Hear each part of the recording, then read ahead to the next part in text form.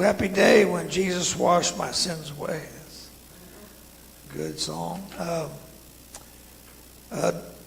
Rick Baker is to pray about me having more distance on the golf course would come under give us this day our daily bread. So I can't go right straight into that, you know. It's good to see everyone again. Doug Kaufman's mother, what's her name right here? Joy, yeah. So it's good to meet her for the first time. He's a good friend. We golf together. And I'm now able to see who she is, and I'll be able to tell on him when he does bad things to me. A great friend for many years is Gary and Brenda Holland. They just slipped in a minute ago. It's good to see you guys. And Don and Shirley. I forgot your last names. Oh, yeah, okay. Anyway, Don and Shirley. It's good to see you guys.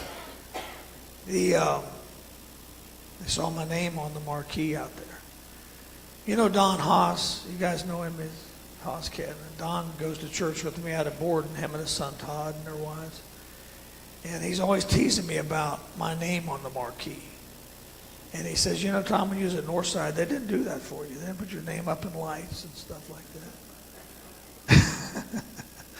But you guys are always good to me when I come here and enjoy it very much. By the way, Donnie Haas is always, he wants to know why the name Reverend is before my name. He doesn't think that's appropriate either. So our closing hymn is 469, if you want to turn to that. So the message is, ready or not, here I come, is what Rick was saying. And that's from, it's from our hide and go seek days. Remember hide and go seek? The game. Did you play hide and go seek? Yeah. Okay, let me ask you this. Did you say, like what we would say is one Mississippi, two Mississippi? Was that the same thing? Okay, I don't know. Anyway, we're not gonna play hide and go seek today, but it's just an expression that I wanted to use regarding the second coming of Christ, because when he comes, it's going to be ready or not. Here I come. And so we want to be sober when it comes to thinking about the subject of the second coming.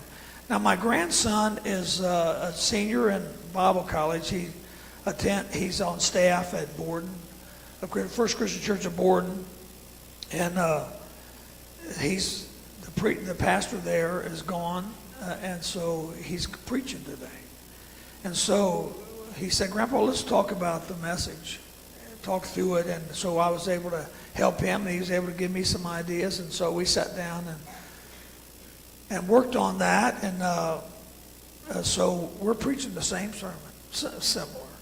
But we were able to work on it. What a privilege for a grandfather to sit down with his grandson and the two of them be able to, talk about God's Word and talk about sharing the same message. So the reason that came about is Brian Combs, the senior minister there, went on vacation and left my grandson to preach on Daniel. And now, if you know Daniel, that's pretty hard stuff. And so that wasn't very nice, to leave that text for him. So he said, Grandpa, let's look at this together. So that's what we did. And actually, Daniel does not talk about the second coming of Jesus. He does prophesy about the first coming of Jesus. And he talks about an event. Well, in fact, we'll read that together. If you'll look at it, Matthew chapter 24. His name is mentioned in there. Matthew 24. And I'm going to read, the first 20 verses. And because it talks a lot about, questions that we have. And what is Matthew 24 talking about? It's very difficult. And I'm not going to get deep. I'm not going to get into eschatology and all those kinds of things. It's going to be pretty basic, because that's what Jesus wants us to just understand, without getting all complicated with some of these prophecies. So in Matthew 24, verse 1, if you have there's Bibles in the pew, it'd be easier for you if you had that out and if you are able to. Jesus left the temple and was walking away when his disciples came up to him to call attention to its buildings. You know, if you look at the Mark passage, they're sort of bragging about how beautiful the temple is, how ornate it is. And, you know, ever since the Tower of Babel, we've just been in love with our buildings. You know, especially in modern times, you know, the Empire State Building, the CN Tower in Toronto, the Space Needle, World Trade Center. Look at that. Isn't that fantastic? We just pride ourselves in our buildings. And the disciples are saying that to Jesus. Look at that. Look at that. Is that one of the most beautiful things you've ever seen? And so that's what's going on there. And Jesus sort of sobers them up. He said, do you see all these things? I tell you the truth, not one stone here will be left on another. Every one will be thrown down. Now, just quickly, I want to mention to you that there's going to be an invasion in 70 A.D., not long after this conversation they're having with Jesus, where the Romans besieged the city of Jerusalem. And they destroy it. They just, there's a 3-year siege. And they burnt the buildings that could burn. And so they burnt the temple, and with the fire, it melted the gold that was in different parts of that structure. And so they were going to find that gold that melted down. And so they removed every single stone. You can go to Jerusalem right now and see the foundation wall, which is called the Wailing Wall, or the Western Wall, either one.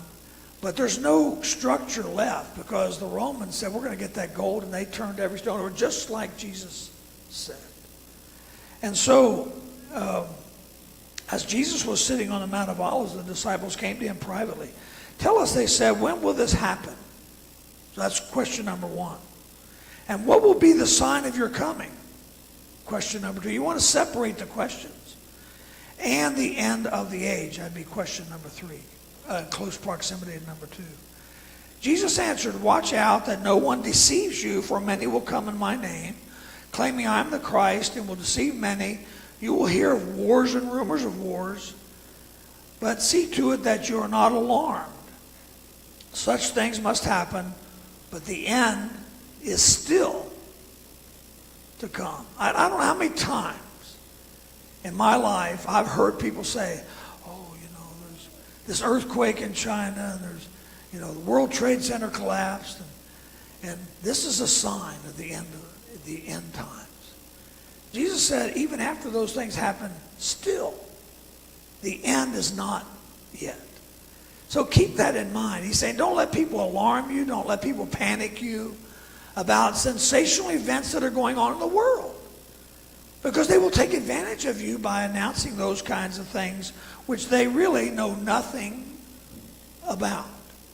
And so Jesus is going to explain that to us. In verse 7, nation will rise against nation, kingdom against kingdom. There will be famines and earthquakes in various places. All these are the beginning of birth pains. Then you will be handed over to be persecuted, put to death. That's going on in the disciples' own life. And you will be hated by all nations because of me. At that time, many will turn away from the faith and will betray and hate each other. And many false prophets will appear and deceive many people. Because of the increase of wickedness, the love of most will grow cold. And that's something really happening. People get weaker and weaker in their faith. But he who stands firm to the end will be saved. And this gospel of the kingdom will be preached in the whole world as a testimony to all nations. And then the end will come. So when you see standing in the holy place, that is in the temple, the abomination that causes desolation, spoken of through the prophet Daniel. See, Daniel is talking about something that is going to happen at the time of the disciples. And that is when the Romans in their invasion of Jerusalem, and they really hated the Jews. The Jews were very hard to manage and govern. And so they were delighted to tear that whole place down. And they also wanted to really humiliate them. And so they brought a pig into the temple, the Jewish temple, and offered a pig, which is not kosher, on the altar in the temple. And spoken of by the prophet Daniel, let the reader understand, then let those who are that are in Judea flee to the mountains. Let no one on the roof of his house go down to take anything out of the house. Let no one in the field go back to get his cloak. How dreadful it will be in those days for pregnant women and nursing mothers. Pray that your flight will not be in winter or on the Sabbath. Now, in verse 34 of the same chapter, he says, I tell you the truth, this generation, Jesus is talking about the generation that he and the disciples are living in at that time. I tell you, this generation will certainly not pass away until all these things have happened. So he's not talking about the second coming. This generation, that generation is long gone. And something that Jesus talked about took place in that generation. And that was the destruction of Jerusalem and the temple and the abomination that was the pig on the altar. All those things took place in those disciples' lives in that time, 70 A.D. actually.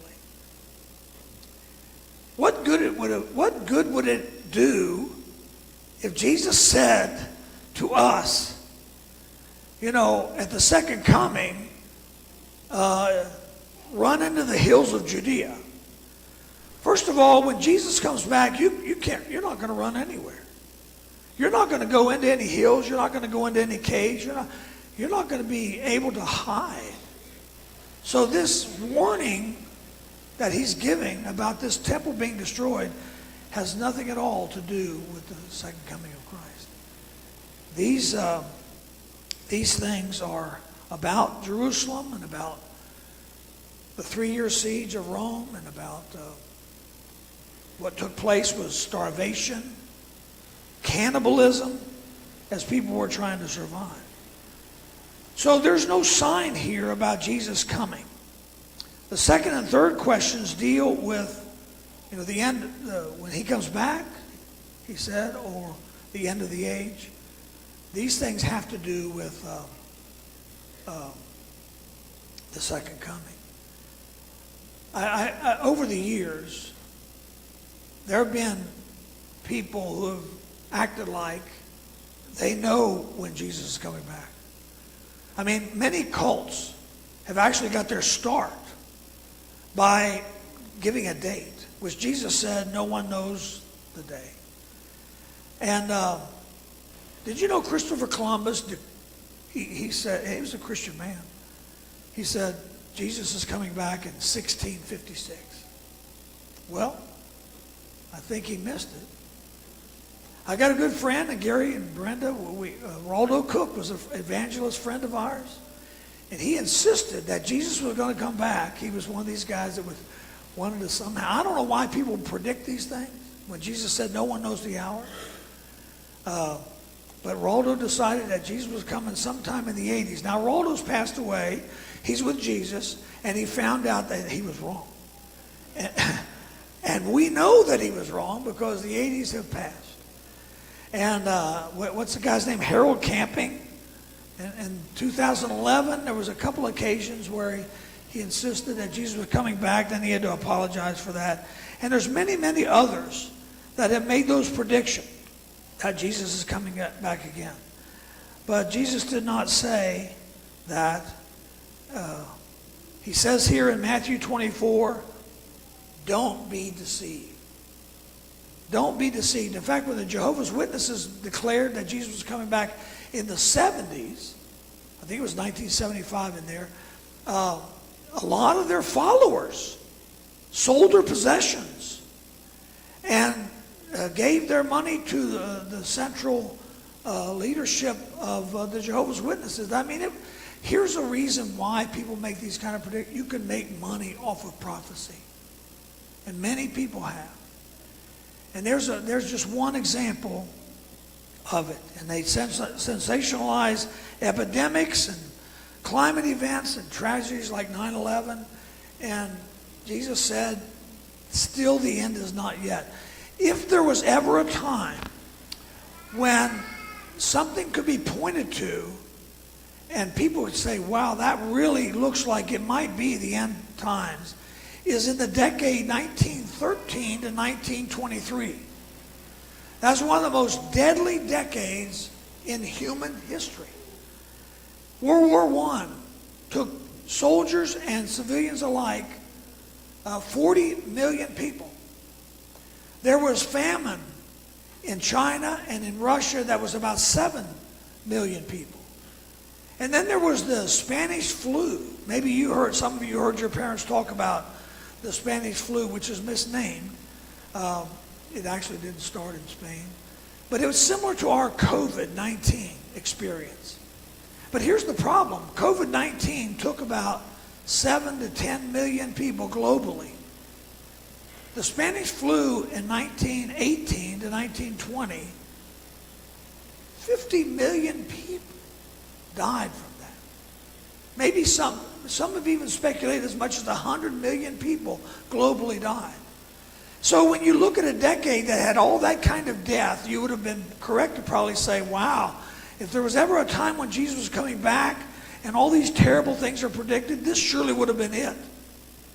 But that was in 1923, and that was 100 years ago. Jesus hadn't come back. See, we get stampeded to believe these things are going to happen when he says the end is still not yet. Now, things that are supposed to be signs of Jesus' second coming are called precursors. A precursor is something that has to happen based on Jesus' own words, and it has to happen or he will not be coming. The first precursor we just read in Matthew 24 is the destruction of Jerusalem in 70 AD. He was very specific about it. He said, now you're going to see an abomination take place in the temple. And when you see that, he says, you listen to me, get out of Dodge. You know, I was watching Gunsmoke the other night, and I heard Matt Dillon tell an old bad cowboy, he said, you get out of Dodge. I said, that's where that came from. It came from Gunsmoke. But Jesus didn't say get out of Dodge. He said, get out of Jerusalem. Get out of Jerusalem. And anybody who listened to Jesus was spared the disaster that took place in Jerusalem during that 3-year siege. So he was very specific about that first precursor. There was a tourist in West Texas, and he was stopped at this little gas station, and there was a sign there that said on it, weather forecaster. And there was a rope hanging down from the sign.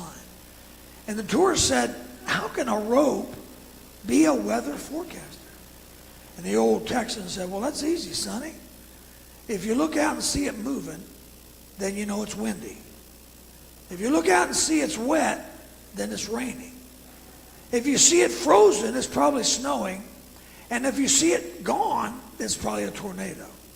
And so that's specific. Jesus was specific. And so we have one precursor that's out of the way, and we know that Jesus can come at any time after 70 AD. Now here in Matthew 24, he gives us another precursor. He gives, and now listen up if you want to be prepared for his coming. In Matthew 24, verse 36, if you've got your Pew Bible there, we'll give you that. Matthew 24, verse 36, here's what he says. No one knows about that day or hour, not even the angels in heaven, nor the Son, but only the Father. Now, that throws people off. Well, you say, well, I thought Jesus knew everything. You know when Jesus came in the flesh, he limited himself in all the privileges of deity, including omniscience, and including all power. including all presence. Everything that Jesus did or thought or knew came from the Father.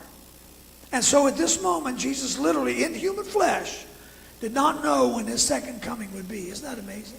The angels, I'm not sure the angels even know. God has not informed them of that information. Anyway, he says, no one knows.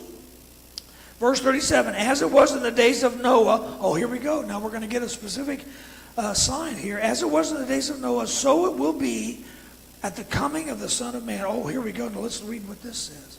For in the days before the flood, people were eating and drinking, marrying and giving in marriage up to the day that Noah entered the ark.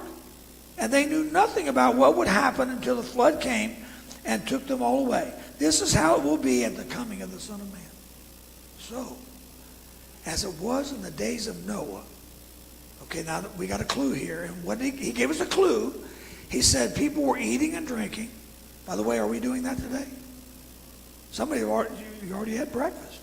Eating and drinking, marrying and giving in marriage. Now that's getting more specific. So if you really are on your toes about this thing, it's probably going to take place during a wedding. So, punch Martha when you're at the next wedding and say he could come. It could be happening. So, as it was in the days of Noah, eating, see, ordinary day. Just ordinary stuff. Nothing specific. Nothing about the World Trade Center falling or a famine somewhere. It's very unspecific. In the calendar, we have a calendar year, and there's every day seems to be some day, or a month is a certain kind of month, and there was nothing specific about the days, the day of 9/11, 2001. I mean, it was a National Hot Dog Day. It wasn't National Donut Day. It wasn't a president's birthday. It was the most ordinary historical day that you could probably ever find on the calendar, but not anymore. It came. That tragedy came when no one expected it. The second coming is going to be very similar to that. Now, the last precursor, destruction of Jerusalem, second one is the days of Noah.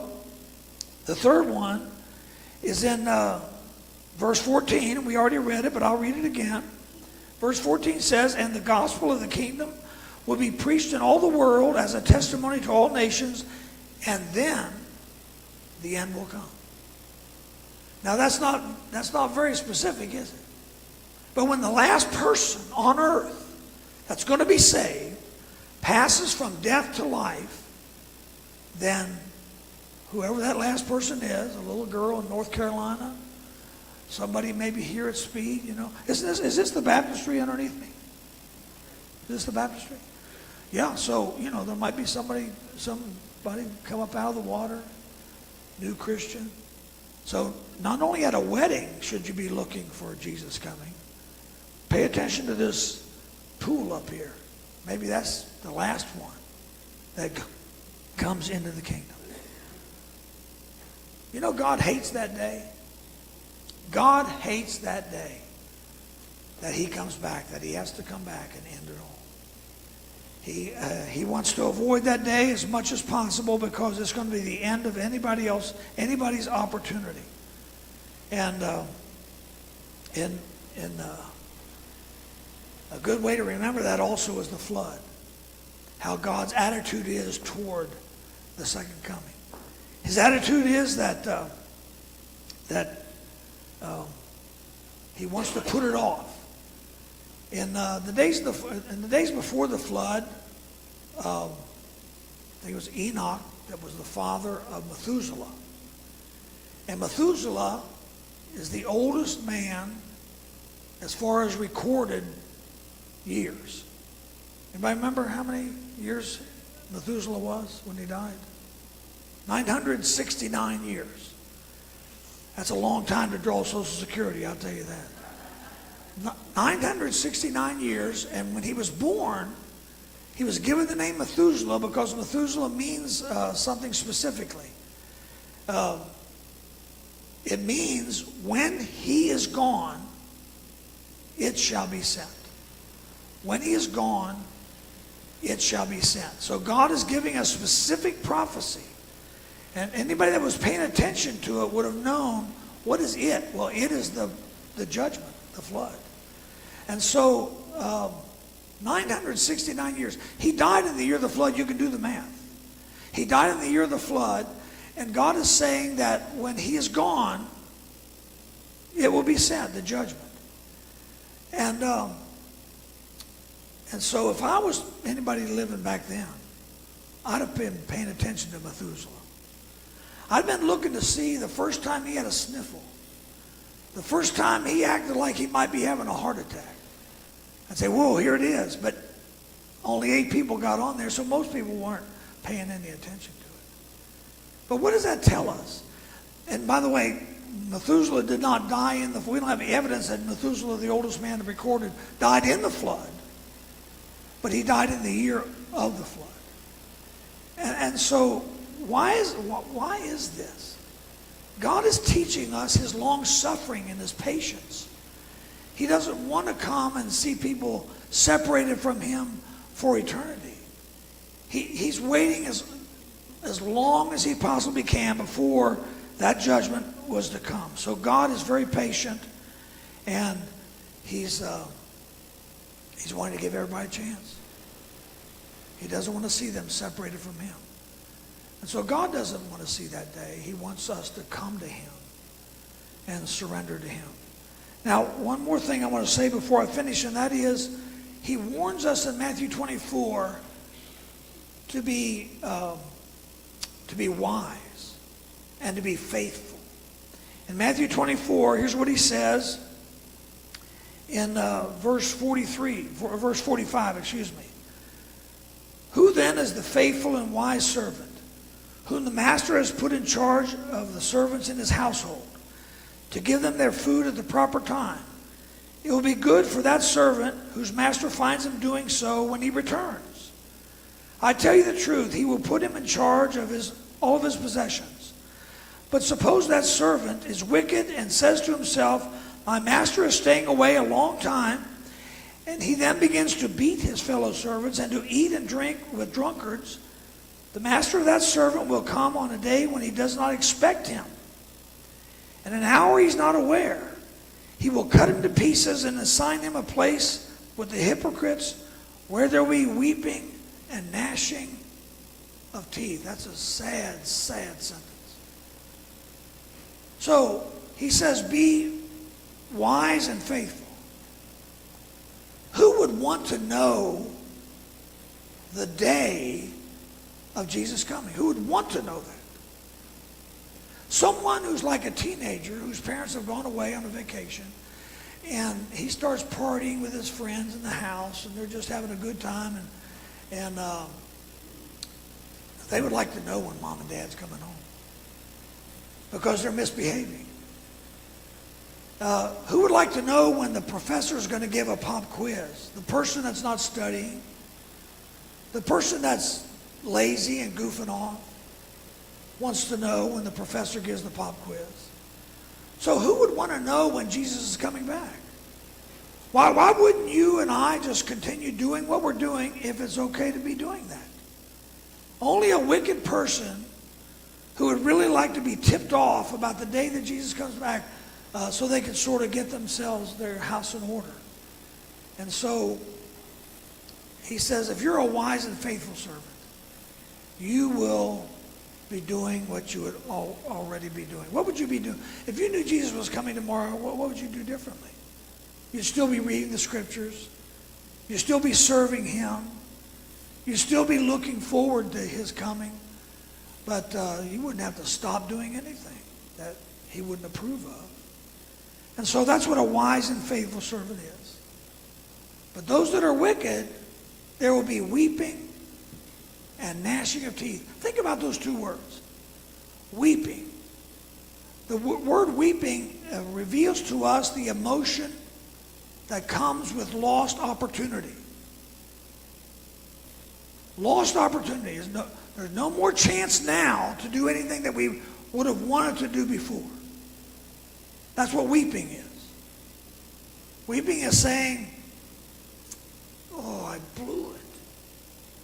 I had all kinds of time to get ready and to do the right thing, but now there's just no possibility of doing what I should have been doing. Weeping. What is gnashing of teeth? Gnashing of teeth is when the weeping, that emotion of lost opportunity, turns into rebellion, turns into defiance. God, you're not fair. You didn't give me enough information. And there's the gnashing of I hate you. I hate you. And blaming him for what we're responsible for. That's what weeping and gnashing of teeth is. So Jesus says, be the faithful servant. Be the wise servant. And understand that we shouldn't live clutching everything in this world. Ken Idleman, who preaches, not Ken, that's his dad, Kyle Idleman, who preaches at Southeast, wrote a book, and this was also in one of his sermons. He said, imagine your family going to like a VRBO, vacation rental. You're there for a couple weeks, and you're there just a day or two, and you look around and you realize, this carpet needs to be replaced. And you spend all this money to replace the carpet in this VRBO, vacation rental. And you say, the cabinets, they're just outdated. I need to do something about that. And you start putting in new cabinets. Pretty stupid, isn't it? I mean, you're going to leave in just a week or two. And that's what people are doing. That's what people are doing. We just look to the next thing, the next car, the next cabinets, the next flooring, the next house. And that's all that's on our mind. It's all on our mind. But if you know that Jesus could come at any moment, we sort of let things go a little bit. We loosen our grip on the things of this world because we know that he could come at any time. It says in 1 Thessalonians chapter 4 that the way it will be is there will be this loud noise, this loud voice, and that's going to get your attention right away. The voice of the archangel. Now, can you imagine the archangel shouting where the whole world can hear him? See, think about the President of the United States coming into Congress for the State of the Union address. He goes in there, and there's that Sergeant-at-Arms guy. He walks through the door and shouts at the top of his lungs, "Ladies and gentlemen," what? "The President of the United States." And then what happens? Everybody stands up. And the music starts playing. Well, the archangel is not going to say the President of the United States. He's going to say the Lord Jesus Christ in a loud voice. And nobody's going to stand up. They're all going to fall prostrate on the ground in worship and adoration. Think about it.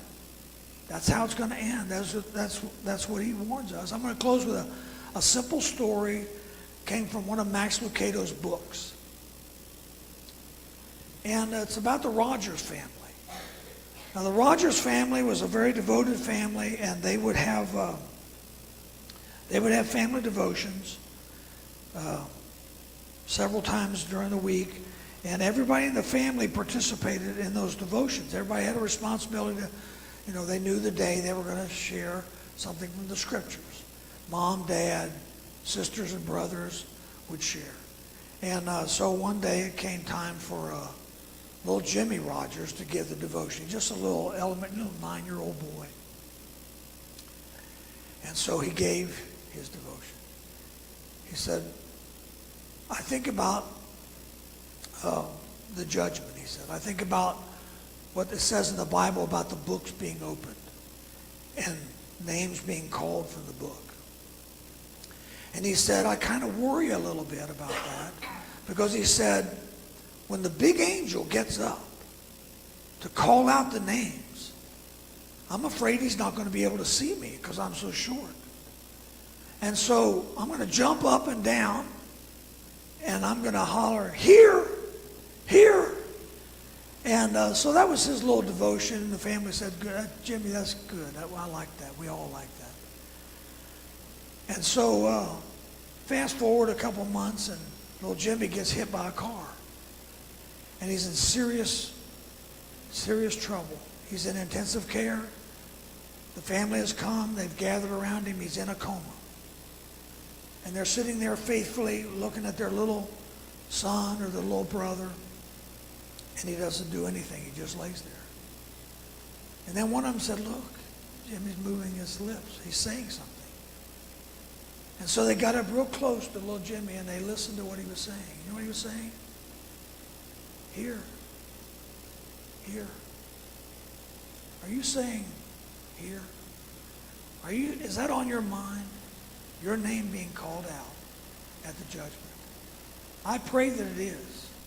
I pray that there's not a person in this room that will be weeping and gnashing of teeth. Pay attention to what Jesus has said.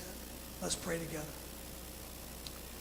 Father, thank you so much for your warning to us, your love, absolutely your love for us because you want us to be with you in eternity.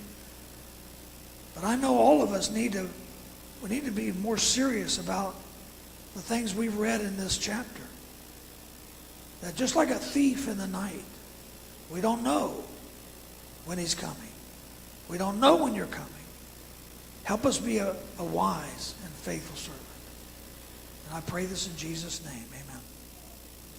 Our closing hymn is going to be 469.